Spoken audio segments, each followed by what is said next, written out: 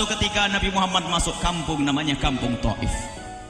Di kampung tersebut Nabi Muhammad bukan minta duit, bukan minta makan, akan tapi ingin menyampaikan kebenaran.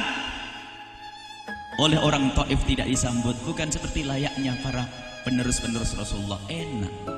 Zaman sekarang penerus Rasulullah apa-apa sudah disambut, kasih minum, kasih makan. Makanya sungguh keterlaluan kalau para dai, para ustadz ini kalau tidak giat, kalau tidak giat, padahal sudah oleh Rasulullah sudah dihabiskan capeknya.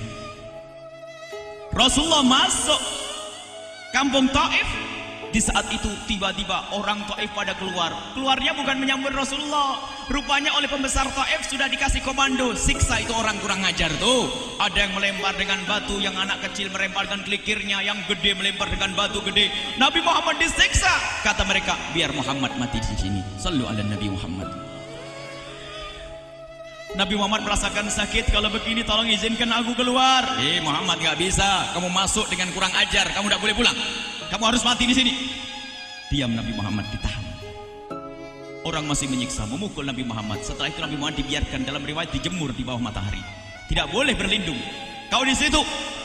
Nabi Muhammad minta tolong, kalau memang engkau semua tidak bisa nerima aku, tolong izinkan aku keluar. Kata mereka, tidak, kau tidak boleh keluar.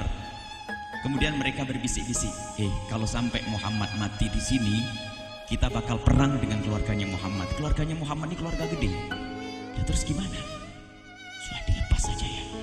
Oh jangan, kurang ajar. Sudah pokoknya kita lepas tapi kita seksa. Matanya kita copot atau telinganya kita copot atau gimana? Musyawarah mereka untuk menyiksa Rasulullah. Akhirnya mereka mencopot mata tidak berani, mencopot telinga tidak berani. Sudahlah, yuk kita gerakkan anak-anak muda saja, yang gede-gede. Jadi pemuda-pemuda yang keker taruh di depan pintu. Baris, 2 barisan. Lalu pembesar Taif berkata, Muhammad kalau mau pulang sana. Kalau engkau pengen pulang tuh jalan. Nabi Muhammad melihat orang-orang Taif yang keker-keker baris dengan 2 barisan menitikkan air mata. Tapi menitikkan air mata bukan karena takut. Nabi Muhammad berpikir kalau mereka menyakitiku, aku takut Allah murka nanti. Tapi Nabi Muhammad tetap harus melewati. Dan dilewatilah orang-orang itu. Lihat, saat ini lihat dengan hati anda, Nabi Muhammad melewati orang-orang Taif, lewati 2 orang keker-keker, barisan 2 barisan orang besar-besar. Dan pertama kali Nabi Muhammad melewati orang yang paling depan, tiba-tiba orang memukul Nabi Muhammad dengan kuat dari kanan Nabi Muhammad sampai Nabi Muhammad terpental ke kiri. Dari kiri sudah dipukul lagi ke kanan. Rupanya dari belakang ada yang menendang Rasulullah hingga wajah Rasulullah yang suci tersungkur ke bumi. Diberdirikan lagi, dipukul dari kanan, dipukul dari kiri, didorong lagi, berulang-ulang, jatuh, dibangunkan lagi, dipukul sampai Nabi Muhammad tidak bisa berdiri, ditarik berat oleh mereka. Karena Nabi Muhammad tidak bisa berdiri, hanya bisa berjalan merangkak, hingga Nabi Muhammad keluar dari barisan mereka, dan itu pun masih ditendang oleh mereka. Nabi Muhammad merasakan sakit. Akhirnya Nabi Muhammad menjauh dari mereka. Mereka tertawa melihat Nabi Muhammad tidak bisa berdiri, dan setelah agak jauh Nabi Muhammad mulai bisa berdiri. Sallu ala Nabi Muhammad. Nabi Muhammad mulai bisa berdiri, kemudian berjalan pelan menjauh. Takut Nabi Muhammad kalau mereka mengejar semakin gede dosanya. Nabi Muhammad menjauh, berjalan agak buru-buru. Dan setelah sampai Nabi Muhammad di tempat yang lindung, dalam riwayat pohon kurma, dalam riwayat pohon anggur, Nabi Muhammad menyandarkan punggung beliau di tempat itu dan menghadapkan wajahnya ke kampung Taif tersebut sambil menitikkan air mata. Tiba-tiba ada malaikat datang. Ya Rasulullah, ya Rasulullah, iltazzal arsh. Aras berkunjang ya Rasulullah, dan malaikat semuanya marah dan mereka mewakilkan kepadaku,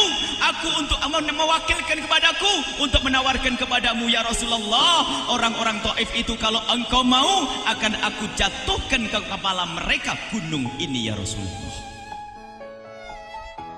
Rasulullah yang sudah lemah lunglai mendengar tawaran malaikat akan mengangkat gunung untuk dijatuhkan di atas kepalanya orang Taif.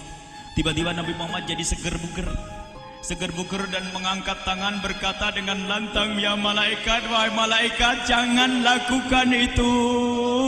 Aku masih berharap mereka punya anak keturunan yang berasyhadu an la ilaha illallah wa asyhadu anna Muhammad Rasulullah.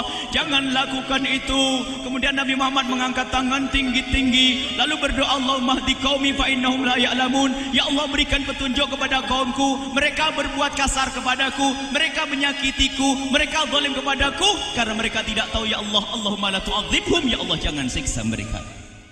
Bayangkan, sudah disakiti masih mendoakan yang baik. Dan ini akhlak mulianya Rasulullah karena cintanya kepada kita.